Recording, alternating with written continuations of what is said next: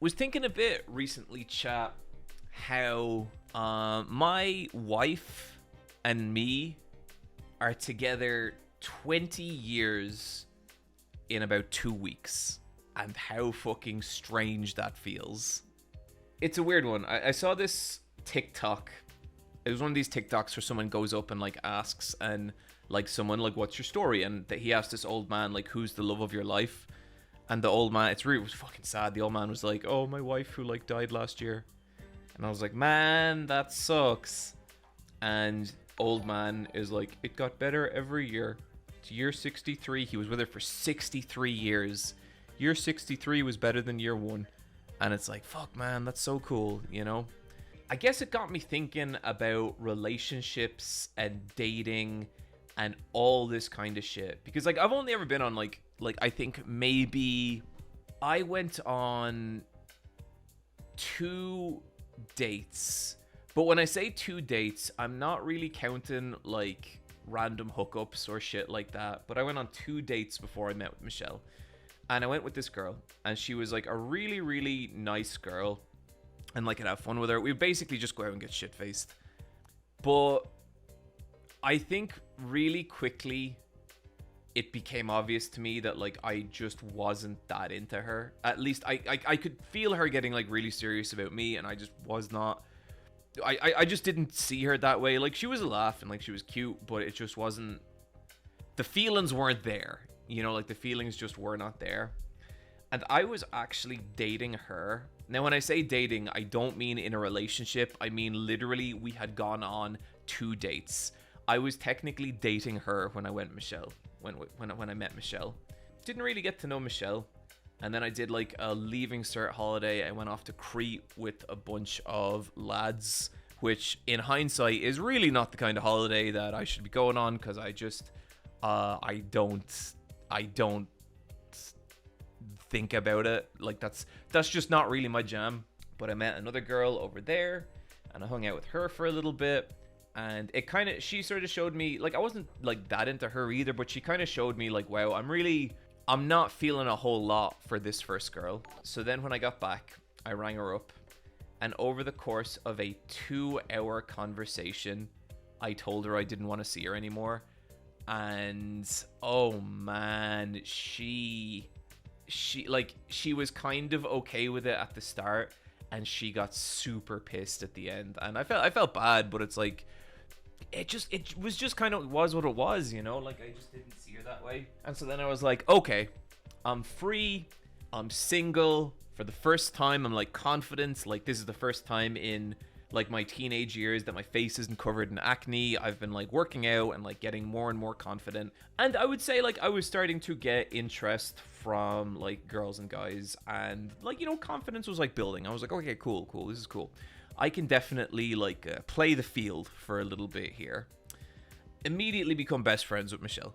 I remember I was in the National History Museum in Dublin, and I was drawing a wolf, go figure, and I look up and Michelle is just standing there.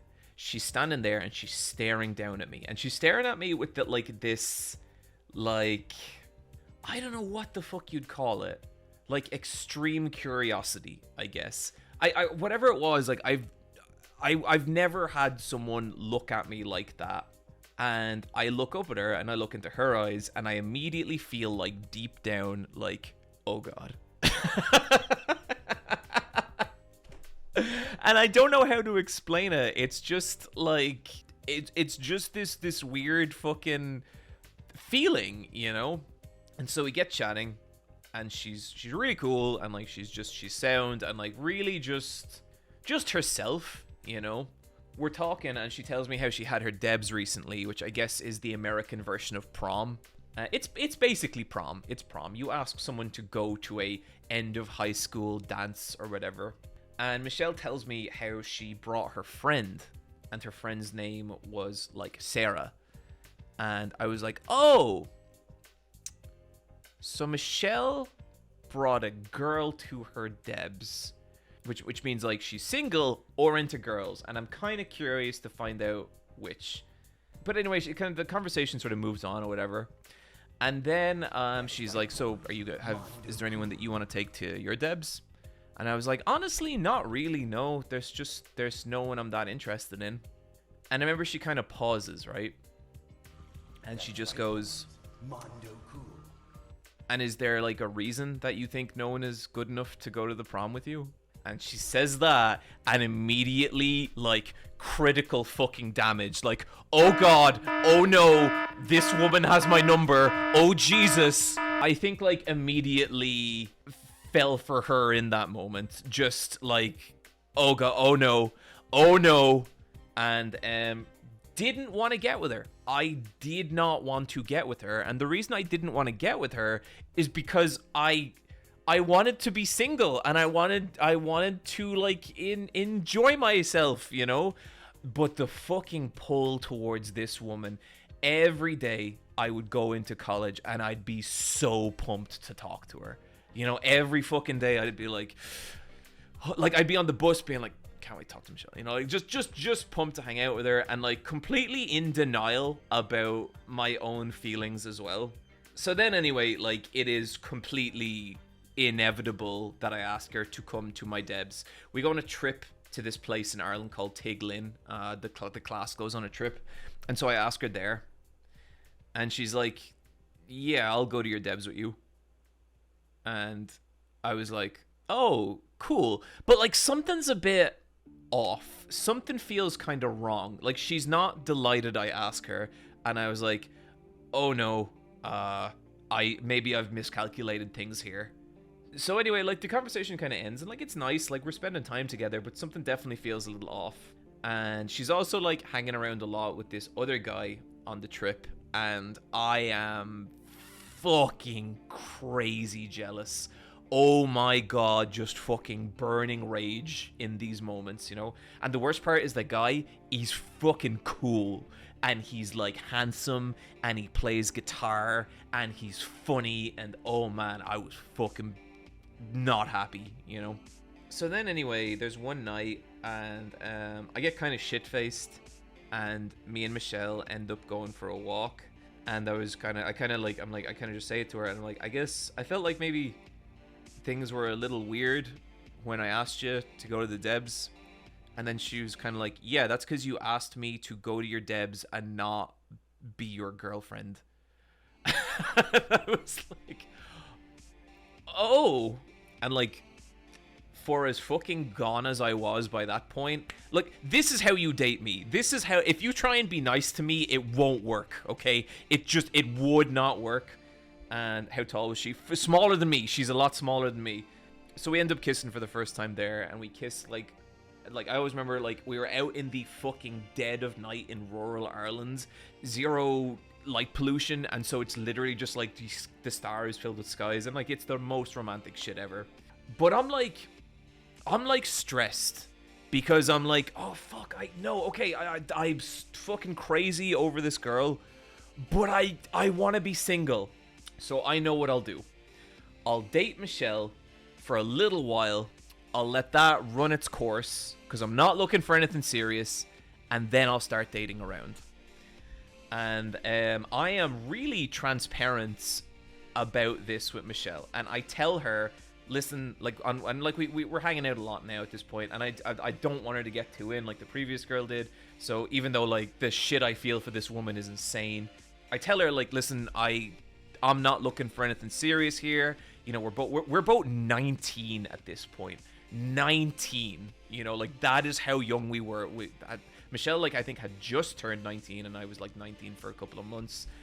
I was like, you know, we're so young, like, we're still teenagers, like, you know, obviously, like, this can't be like a long-term thing. And I kind of say to her, I'm like, but you know, what could maybe happen is that we could be together, and then maybe we date around a little bit, and then we kind of be together again. And she kind of looks at me, and she's like, yeah, you know, there's people in my family who met when they were our age, and like, they're married now. And she just says it like completely stone-faced. And I was like, in my head, I was like, oh, this poor girl, this poor, sweet, innocent creature, and now I'm going to have to break her heart. Eventually. Well, it's 20 years later, and she fucking showed me. But you know what? Like, speaking completely 100% genuinely, it's always been good. Like, it's okay, no, that's not to say there haven't been tough points. There's been absolutely points where, like, we both found the relationship really hard. Like, we both went to separate colleges. That was, like, so fucking difficult because we were both meeting all these new people and all this kind of stuff. And it was, like, genuinely, like, very, very difficult. You know, like, the whole red oni, blue oni dynamic? That's like me and her. Michelle is like cool and like calculated, and she measures everything, you know? And I'm more like emotional and kind of all over the place. And I think those core building blocks always complemented each other. But on top of that, like, we kind of grew up together. You know what I mean? Like, we weren't kids when we met. We were just teenagers. But like, when I think of being 19 now, that's a fucking kid. Like, and I'm not saying, like, if you're 19 and you're watching this, I'm not saying that to insult you. I'm just saying that, like, as a 38-year-old looking back at me when I was 19, that is a literal child. Like, that is someone who does not know anything about themselves or who they were, you know? And we went through everything together. And, you know, we are still together after 20 years. You want to know the fucked up thing? You want to know the really fucked up thing? Been together 20 years. I still get excited when I hear her key in the door. I still get excited when I hear her coming up the stairs to this office. That's fucking crazy. Like, that is how I know that, like, this is the relationship I'm meant to be in. And, you know, like, I have friends who are single, like, and like I've talked to different friends about, like, their relationship problems and stuff. And one of the things that really stands out to me sometimes is the like a dog, exactly like a dog. I am an excited dog around that woman. One of the things that really stands out to me is the amount of people who tolerate being with someone who either doesn't respect them or like consciously hurts them, and or like who they're just not happy with. I remember I got talking to a girl. This was at a influencer gathering from the last year, and she was telling me how she was with this person and she was so miserable. And like, I had never met this person before. She was just like another streamer. And she was telling me she was so miserable with her partner. And like, I didn't say it to her this harshly, but there was a part of me that's like, what the fuck are you doing? Like, if this person doesn't make you happy, fucking leave him. You know, like, it doesn't matter. So many people I know would say they could never be friends with their partner since they generally don't like them, and that blew my mind. Natty248, that is a fucking crazy thing to say. Like, I couldn't be friends with Michelle, but like, in terms of I just couldn't stand not being with her. Like, that would be impossible to be around her and not have that be the case. Yeah, it took me 2 years after a relationship to realize my ex didn't respect me the way I respected them. Cherry soda bomb. Yeah, that is totally true. So like, you know, when you have like a good relationship with like a friend or something like that, and it's like they respect you and you feel like you can be yourself around them, and you feel like you can say what's on your mind without them judging you too harshly. That is like the minimum building block for a relationship as far as I'm concerned. You know, like, it's crazy to me the weird games people play during dating and shit like that. Like, pretending, well, I guess I get not wanting to come on too strong, but I think people get so insane over that stuff. Kanzuko, not romantic, but a friend group of mine constantly harassed me for about 4 years before I finally got up the gall to just ditch their asses at time, and it was the only friend group I had. Yeah, Kanzoku, I have totally been in situations where you have a friend and it's like, this is actually bad, and every time I interact with this person, I feel worse about myself. I could not imagine being in a relationship where that dynamic exists. Like, that's fucking crazy, you know? I think sometimes people believe when one person comes along and shows any romantic interest in them, especially if they're, like, romantically not that experienced, then, like, they think that, oh shit, this might be my only shot. I would much rather be single than be in a shitty relationship. Like, I'm single, I can fucking order takeout whenever I want, I can watch my anime all day, I can go out and meet people. If I'm in a shitty relationship who, like, doesn't respect me, I could never do those things, you know?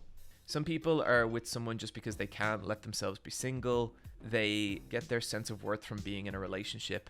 Yeah, I've definitely met people like that, not a rabbit. And I feel like if that's your dynamic, you are going to cheat yourself out of actually being in a good relationship. Because one of the things about being in a relationship, or at least like a non-poly relationship or whatever, is that you can't be with other people. If you're in an exclusive relationship, as most relationships are, like, you can't find other people. You can't be in situations where you meet other people. I'm cool with that because I'm never gonna meet anyone like Michelle for as long as I fucking live. And like, if God forbid anything happened to her, like, she would be the one forever. Like, that is 100% the love of my life. And like, a part of that is that we've been together for 20 years and literally grown into the right partners for each other, you know? It took me a long time to accept that being single long term didn't mean I was unlovable / ugly / a bad person. Absolutely, Eldritch Oval. And what I would say is, like, you know, I think I said this really recently on a stream. Everyone has like doubts about like their physical appearance. Everyone has insecurities about the way they look. The hottest people I have ever met, once I get to know them, always have like insecurities and shit about, like, you know, how they come across, how they kind of feel. And what I will say is that if you genuinely believe that like you're unattractive or that no one could ever find you hot, people are going to smell that. People can tell when that's the case. If you can just trick your stupid fucking brain into being like, no, I am attractive, I am hot, or whatever, like, you will come across more attractive to people. I have seen this in action so many times. I know people who like aren't conventionally good looking or whatever. So the first thing objective attractiveness doesn't exist. Like, it just doesn't. You can read like studies and shit, and yes, there are things that people commonly find attractive. That's if you're like looking at photos of people. That's if you're like looking at videos. And like, yeah, it's like someone can be like physically very like conventionally hot or very conventionally attractive. But in terms of like chemistry, in terms of like people being attracted to you in person, that is like so massively complex and weird and strange. And so what I would say is like, listen, no matter what you look like, you are better off believing you are hot. And if it's a fucking lie, believe the lie, because you will be more attractive believing you're attractive than being an insecure weirdo about how you look. Like, you have to believe in your own value to some extent for people to think that you're attractive, you know?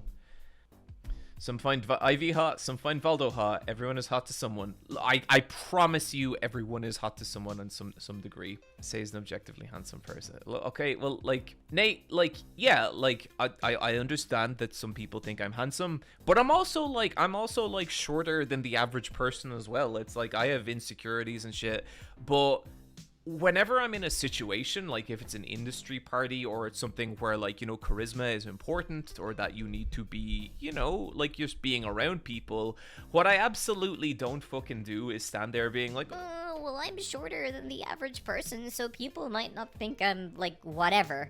It's like, no, I don't think like that at all. I just think I'm here, I look fucking good tonight, and I am going to have fun, and I'm going to talk to people, and I'm just going to put myself out there, you know?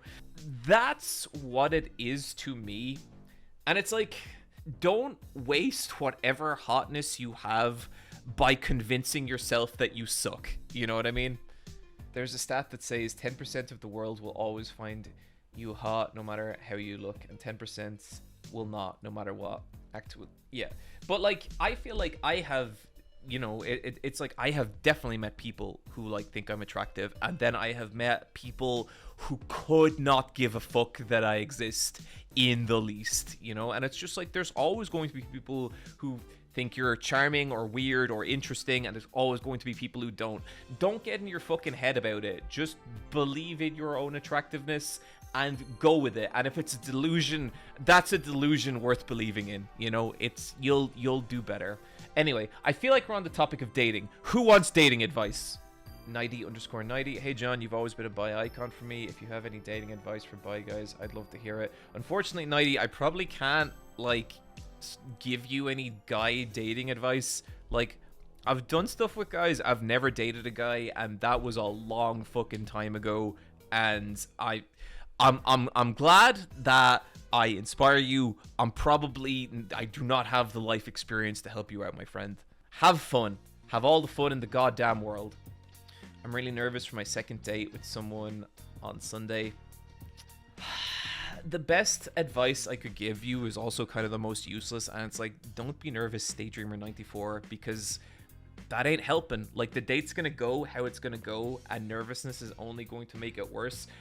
Don't concentrate on like performing or like creating a certain impact. Just be yourself. Like, I think the idea that you could drop the ball with someone kind of sucks, because ideally either you just be you and it's cool and they like you that way, or they're not going to like you that way, and there's no fake ass shit you could pull to change that. So just try and enjoy it. If you're going on a date, I think the best advice I could give you is look at it as like, okay, I'm either going to meet someone cool or this is going to make an interesting anecdote. That's how I would look at it. John, what do you do if you come out with your honest self to someone and then they ghost you because they were only dating you to hide the fact that they're still a lesbian from their parents? I don't know if that's serious or not, but I guess I would say, like, if someone ghosts you, I would say that's not a great person to ever have. Like, people ghost people for different reasons, and a few of them are valid, but a lot of the time it's just kind of inconsiderate and a bit shitty. But listen, if someone ghosts you, fuck them. You don't need them. You're fine the way you are, you know? Last time I asked someone out, they stood me up, couldn't find a day to schedule an outing together. A couple of days before Valentine's Day, she told me she had started talking to someone else. I am sorry, Super Shadow fan. That fucking sucks. But that shouldn't be a reason to give up on that kind of stuff, you know? Sometimes people just aren't into you. Like, believe it or not, there are people who are not into me sometimes, and that's okay. That's fine. It doesn't matter. What would your advice be to someone who struggles with talking and approaching women? Okay, so here's the thing, right? I think the best shot a straight single dude has at like learning to talk to women or get in a relationship with women is genuinely learning to be friends with them, and genuinely learning to talk to them in a way that like doesn't bother them or doesn't creep them out, you know? And so like one of the best examples I would have at this is like, start like slow. So like, even like if you're at like the grocery store or whatever, and say like there's like say like there's just like a woman at the cash out, and like you don't want to date her, she's just a woman, she's just lazy, like you could try and make conversation, ask her how her day is, just being like, yeah, I'm good, how's your day been, you know, just like a real light piece of conversation. And if you get the impression she doesn't want to talk to you, don't talk to her. But if like a chat comes from that, cool, because like people are willing to talk, people are definitely willing to engage in conversation. And I think through just small talk, I know everyone likes to be like, oh, I don't like to small talk, you know, I'm not into small talk. If you want to talk to strangers, small talk is a part of it. I am not especially good at it and don't engage with it that much, because generally I don't feel a need to.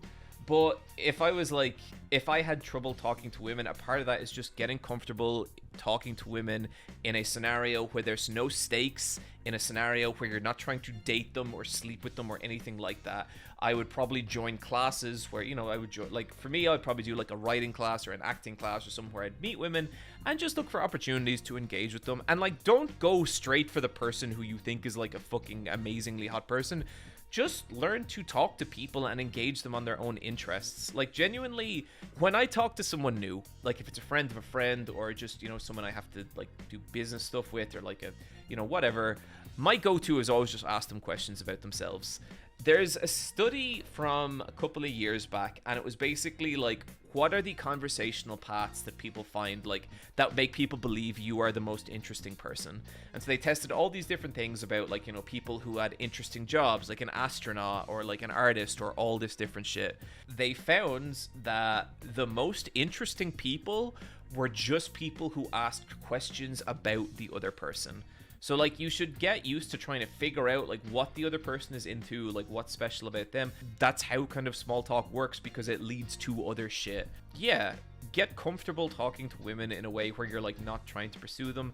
And also like in terms of like approaching women, there's definitely a time and a place for that, but like, you know, a lot of times women, they don't want to be approached. Like they're doing their own shit, and they don't want like some persistent fucking art, like what are they called, the pickup artists and all that shit. So be respectful, be cool. If you get any indication at all that they're just not interested, that's cool, that's just them, leave it. Like it's not a personal thing. Nocturnal vote. Talking to your lady coworkers is a great example. You're not trying to bang, you're just trying to be a human. Yeah, okay, that's the best advice I could give. Just be like a human.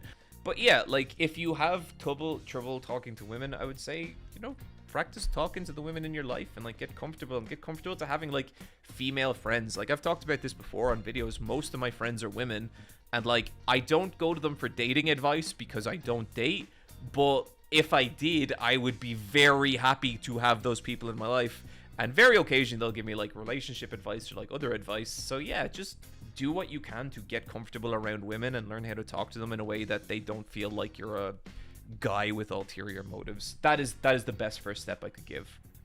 I think this has been some very good advice, John. I hope so.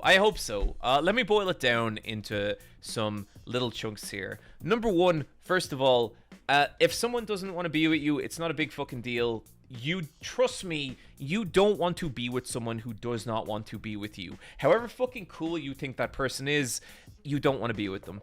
Second, believe in your own hotness. Trick yourself into believing you're hot, because no matter how gross you are, you believing that will knock you a few points up the scale. I fucking promise. 3, follow some like fashion YouTubers, follow some people who are like good at clothes, and learn to dress in a way that makes you feel confident. I swear to God, that is important. 4, I would really suggest working out, not so that you look more muscly or whatever, but just because it's going to make you more confident. 5, if you're a dude specifically, and I'm only addressing this because someone asked this earlier, learn to talk to women in a way that they are just your friends. Learn to talk to them in a casual way, and that way, like, dating them or approaching them romantically will be lesser of a prospect. And also, don't believe any of the fucking nightmare people on the internet who tell you crazy shit about women, okay? They're just people. They're just people whose biology is a little different than you, or gender alignment is a little different than you. Just treat them like that. You'll be fine.